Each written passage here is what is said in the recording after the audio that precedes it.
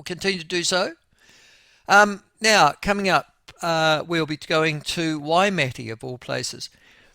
I don't know if you've ever been, for those of you who are in the North Island, Waimate, but it has a particular affection for, I have a particular affection for it. It's a small little township. In fact, the Norm Kirk is buried there, I think. The former Labour Prime Minister died in 1974, and I'm pretty sure they took Norm home to Waimate. So he must have originally come from there, one presumes. I don't know. I mean, I haven't noticed that Waimate make a great feature of the fact that a former Prime Minister is buried there, Big Norm. Sort of got a legendary status for dying, I have to say, in office. I can't remember the last time we had a... No, he's the only Prime Minister that's ever died in office, or in my lifetime anyhow. But Norm Kirk died, and he's buried in Waimate. But no, that's not the reason why it's famous, if you like. But it is the centre of wallabies in this country. And I went to Waimate on many occasions to go and visit a sort of wallaby sanctuary run by a rather strange old and eccentric old lady, who I imagine is still there in actual fact. And I took my children there to this wallaby. Oh, it's a sort of, I don't know. It is, yeah, it's a sort of a sanctuary, and you can go and feed the wallabies. And I tell you what, having done that, you'd never think of trying to kill another one just quietly. And I kept on thinking to myself, what a great pet they'd make. But anyhow, that's Waimate. It is, I think, one of, if not the smallest territorial authority in New Zealand. I think Mackenzie, that's right next door to it, might be just as small. But they have had a number of issues, and they are the sort of council that you'd look at and go, why do they exist? Because they are so small, and will the amalgamation of their water services do away with them? The last time we talked to the current, our next mayor, our next guest, Craig Rowley, who's the mayor of Waimate, I think was prior to his election or re-election. It was a bit closer, I think, than I thought it was going to be. Anyhow, and he joins us now. Craig, welcome to the show. Lovely to have you on again. Thanks, Michael. Good to see you. That's right, isn't it? You won again. Is this your third or your fourth term as mayor? Fifth. Fifth. Fifth term. Yeah. Good God, man! You spend less time in jail for murder, for Pete's sake. Yeah. Yeah, I'll be out by now. Exactly. Have you? Is this your last term, or are you still thinking I might do another one after this? Well, hopefully. No, I think this will be my last term. I just the reason I stood again is there's a lot of stuff that I wanted to get finished off, and in particular, the Three Waters debate. Well, let's talk about that. I have a regular commenter on this show called Tony Randall. He's a councillor on the Wellington City Council.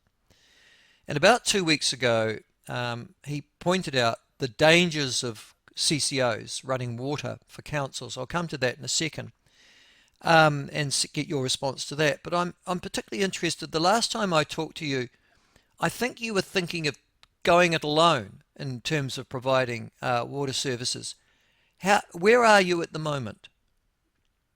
Okay, so as of Friday, we got the sign-off from DIA and the government. We've had our water services plan approved. So we are setting up an in-house ring-fenced model that we will look after, manage and fund our own water infrastructure. I don't believe it. You mean Waimate Yep. is going to be this? How many people live in Waimate? Population about 8,500 in the whole district, and about evenly split 50-50 rural and urban. Good God! And you're unique almost. You have managed to convince the DIA that you can do it yourself. Thanks very much, and you're doing it alone. That's right. Wow.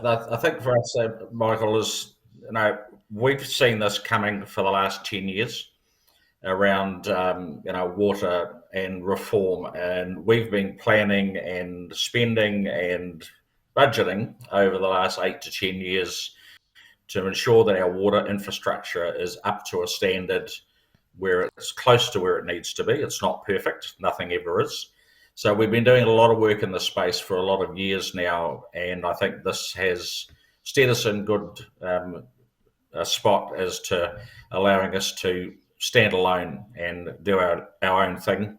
You know, we had clear feedback from our community. 87% of our community responded and said they wanted us to keep water in-house and manage our own future. And we said that we would consult with them, and we have, and we've kept that promise. This is extraordinary.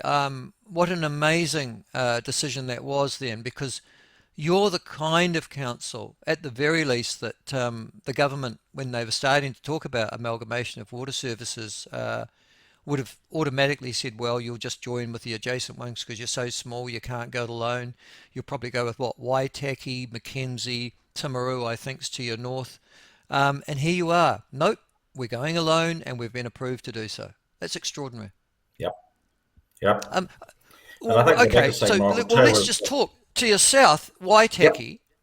They've been denied by the government. The government said, no, you're not going it alone. So they've now got a former cabinet minister, I think Amy Adams, in there to negotiate their transition. What's happening in Mackenzie, which is next door to you?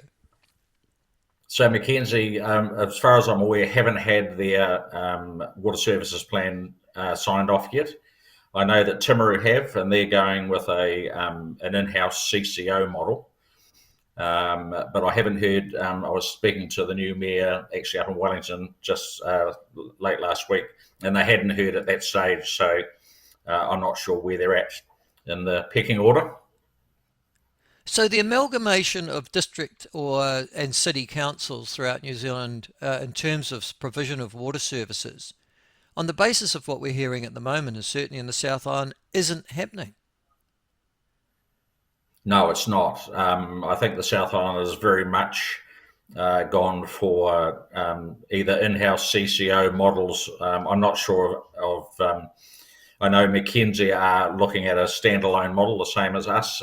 Whether they get that signed off, obviously Waitaki looked at it and were denied it. And I think the big thing is that, as I said, with the work that we've done, we were well within the legislative limits and requirements that the government put in place when it came to debt, income, and that sort of thing. So we made sure that we were well within those limits. And I have some serious issues with the limits that, the allowable limits of some of these new CCOs are going to be allowed to borrow. Well, that's the next issue. That's just about what I want to talk to you Yeah. about. But before we get to there, though, you also had a problem with nitrates in your water supply for Waimate, I think, as well. And I assume that those nitrates were caused from nitrogen fertilizer being applied and getting into your water system. Have you solved or resolved that yet? So we're in the process of resolving that at the moment. It is caused as a result of intensive farming.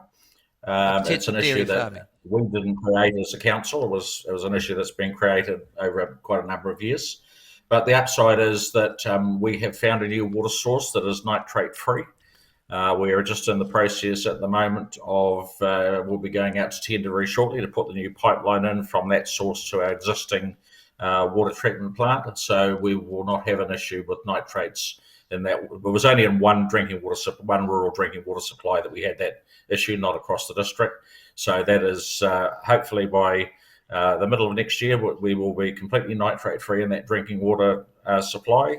And we're also looking at, is there opportunities to use that water to supplement other ones? Okay. Now, the next issue is to do with debt, because that is going to be the issue that is going to be live throughout New Zealand and will drive to a good extent the cost of water being provided throughout the country. Tony Randall pointed out the dangers, he said, of CCOs, particularly CCOs where there are shared councils, and he was, I think, specifically referring to Central Otago, looks like Waitaki will join them now, Gore and Clutha are all getting together. And he was pointing out that if you, in actual fact, created a CCO, those CCAs are going to have to borrow to a large extent to make the capital investment to bring the water services and supply up to standard. And then two, whether it doesn't matter that they are a CCO or not, the councils that run them are still going to have to guarantee the financial stability of those CCOs and therefore the funding that they make. And so the ratepayer is not off the hook at all, in fact, very much on the hook, but has even less control than if those water services were provided in-house. I mean, you must have looked at this as well too, Craig. What's your response or reaction to that? Yeah, so we did look at this. It was one of when we went out to consultation. Was one of the options we looked at was the amalgamation with our neighbours and a combined CCO. You did right, is that councils are ultimately responsible for that debt. So if a CCO was to fall over, that it would fall back on the ratepayers. The frustration I have with it is it doesn't matter who's responsible for it. It's the ratepayer that pays, whether it's in a CCO, whether it falls back on council. And the issue that I had was that obviously when you form a CCO, it allows you to borrow up to 500% debt to equity ratio. And that was very attractive for a lot of councils who were sitting at or close to their debt cap, because if you took the debt away from the council and put it into a CCO, that freed up an ability to borrow more money to do other things. Yeah. But what some people seem to forget is that this money has to be paid back. So if you free up debt with the council and it then allows it to go out and borrow more money to do other things, you still have to pay the debt on the water entity with the CCO. So if it, in the probably unlikely event, if it did turn to custard, you're going to have a massive debt issue. We have a very, very low debt. I think our borrowings are somewhere in the region of about $3 million as a council. So we have lots of headroom. And that was one of the big things that enabled us to go alone, is we do have a lot of headroom. Now, currently, the legislation states, I think, that we're not allowed to exceed 170% of debt to equity ratio for our Three Waters entity. And I think we were sitting at about, just off the top of my head, it was either 40 or 50% currently. So we're well within that 170%. But I've still got there's still a lot of unanswered questions in this. I'm going to be interested to see where the economic regulator sits. Is this economic regulator going to be able to dictate the amount of rates that you're going to be able to charge your consumers for water? You will see, Michael, that we're already getting pressure put on us from central government about keeping rates low.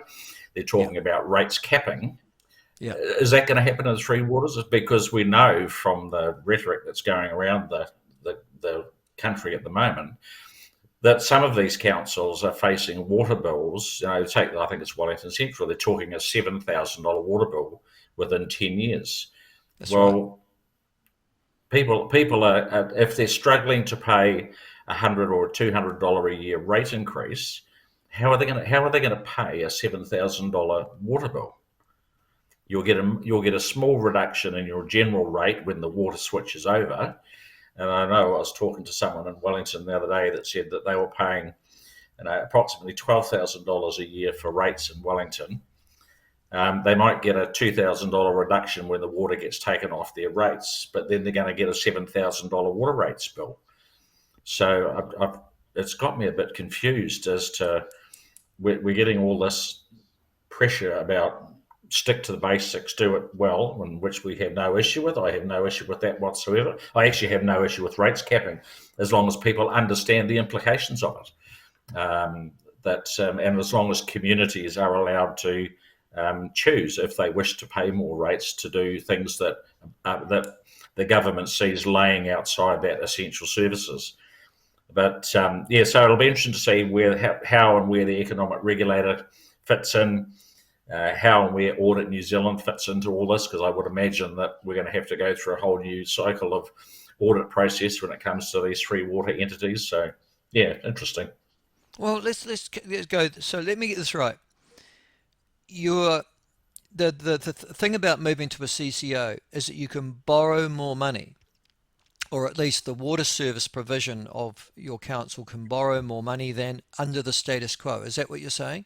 So the debt to equity That's right. ratio. Yeah, okay. Yeah, it goes from So that's 170.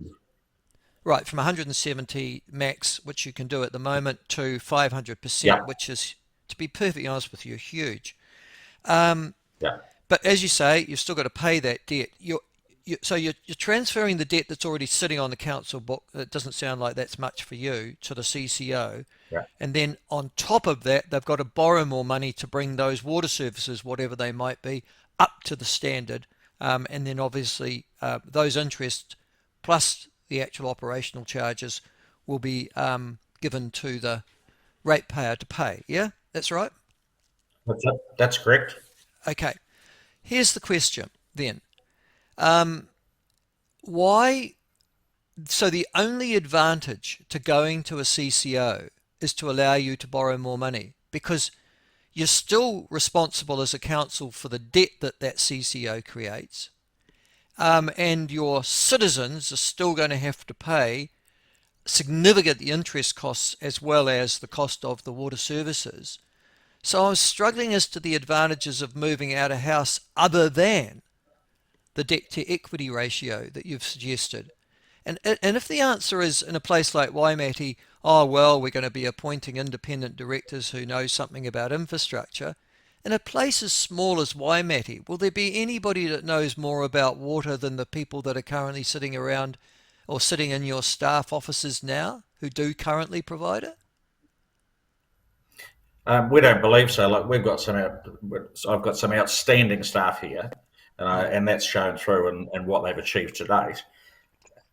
We will be setting up an independent water committee that will sit within our ring fenced model, which will have people sitting around the table with water expertise, and I guess their role will be to ensure that the plans that are being put forward are fit for purpose.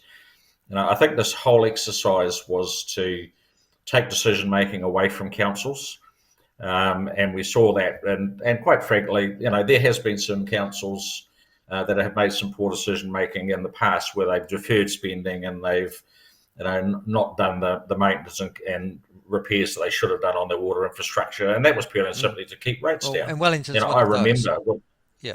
yeah, and I remember, back when I first started in local government, that when the staff came with a budget and everybody balked at 5 or 6%, it was, bring me this budget or that budget and we'll cut it to bring the rates down, and that's why they've moved away from it. I think the government's biggest thing with the amalgamated, the CCO model, was they believe that bigger is better, that there's savings and efficiencies to be Yeah. had Yeah. by amalgamating. But I've already spoken to our neighbours and said, listen, we're still keen to have a look at joint procurement. It's senseless that if we're buying 5 kilometres of pipe and Mackenzie's doing the same and Timaru's buying 30, that we don't all buy it at the same time. So that's the sort of stuff that we'll be looking at. But we don't need to become a mega entity to do that stuff. We're already doing it down here with our rating. We have a rating collaboration with Mackenzie and Timaru, where we tender together but separately, so that the contractors have an ability to pick up one or all of us, or whichever they like to swing it, and that's shown some great results for us. So, and I guess my argument has always been too that if you get 3 basket cases and you put them all in the same basket, it doesn't solve the problem. No. And the thing that frustrates me too is that a lot of the infrastructure associated with Three Waters is not long lived. The likes of pumps and software, where a lot of your cost is, it wears out in 10 or 15 years. You can't spread the debt for that over 50 years. You can't buy a new car until you've finished paying for the old one. And it seems to be that a lot of, yes, your pipes that are in the ground have a 100-year asset life, and of course you borrow money to put that in and spread the cost over several generations. But a lot of the water infrastructure is not long lived. A lot of it is only 10, 15, 20 years, particularly when you're talking pumps and filters and all the rest of it. So, yeah, I may be completely off track. I don't know, but that's my thinking. The other thing is water meters. Do you have water meters currently on Waimate? Yes, we do. Our whole urban network is metered. We don't Okay. currently read them. We put them in for our own management at the moment. But in saying that, that will come in. We will go to volumetric charging as part of our future. I don't have an issue with that because I remember talking to one of my neighbours, who was an elderly retired lady, when I had living at home with 6 kids, and I said it's blatantly unfair that I pay the same water rates as you. Here's my family using 1,000 litres a day, and her by herself maybe using 100, and we are paying the same amount. I don't have an issue with it. So it's likely that your CCO, when it's set up, will start to charge people for actual usage of the water that they use.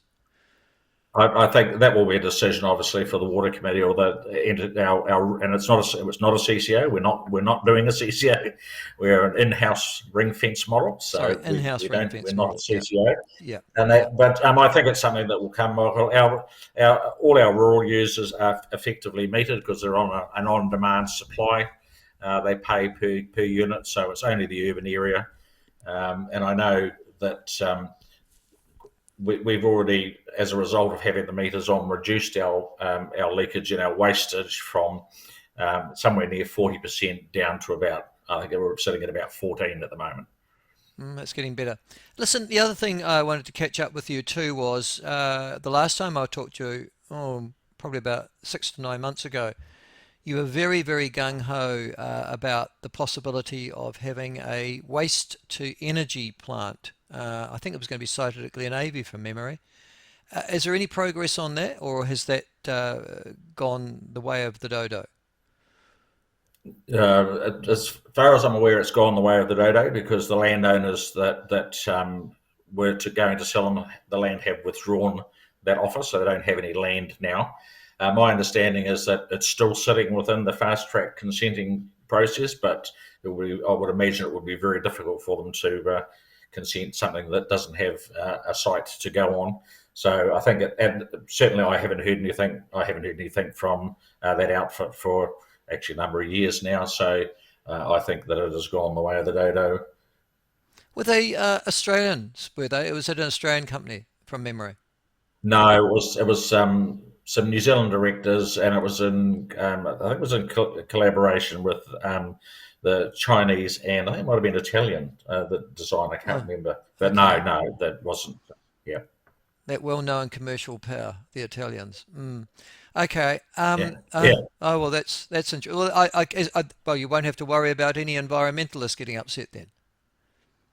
No, that seems to have gone away. All we have to worry about no, is and is the nitrates, and we've got that one sort of sorted at the moment. But I Well, think that's actually, going to be something that's going usually nitrates are historic by nature. I mean, they sit in the groundwater because they've been put there. It doesn't mean to say that that practice is occurring, but that's your regional council. You're in Canterbury Regional Council's area, aren't you? ECANS is that's your, right.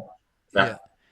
yeah. Have they started to impose any restrictions upon nitrogen use at all in your area, or is I there any? haven't I haven't seen any at this stage, but it's obviously a conversation they're going to have because we were just unfortunately first off the block.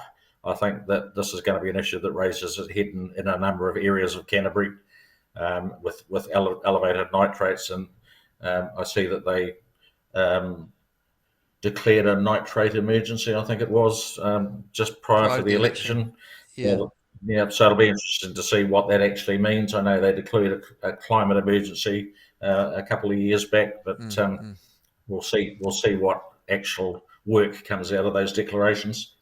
Yeah, I think there's a very interesting Christchurch versus the rest of Canterbury political conundrum there, which I think you've just seen play out in the two examples you've given. Um, Listen, Yeah. the very best of luck to you over the next term.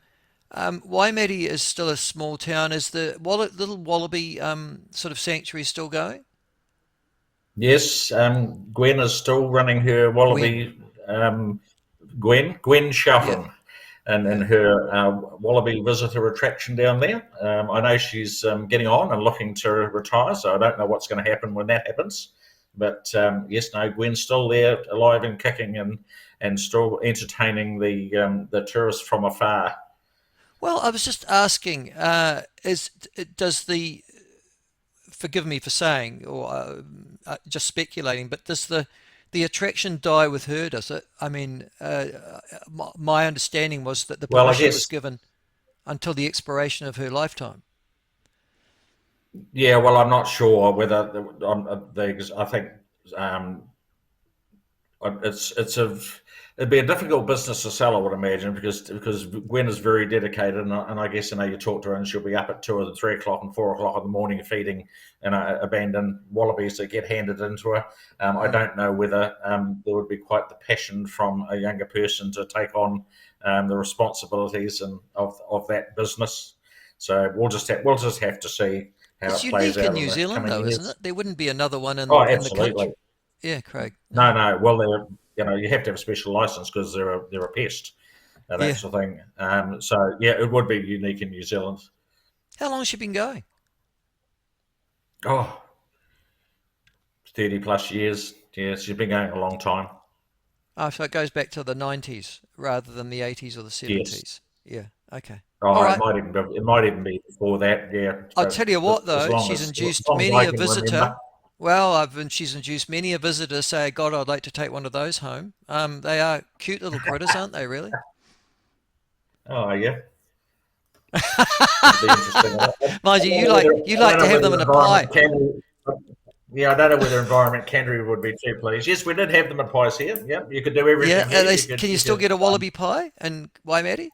No, not no, because the cost of processing the meat became prohibitive because they had to be sent up to Blenheim to a wild meats processing plant to meet the regulations around inspection of Uh, the animals and that. So of course the meat went from $5 a kilo to $50 a kilo by the time you shipped it up then shipped it back again. So no, unfortunately we don't have the pies anymore. They're very good too. oh, okay. Good on you. Okay, best of luck to you, Craig. Thanks for Okay, bringing us up to date. Much no, appreciated. Have a good day. good as Thank gold. you. Okay, mate.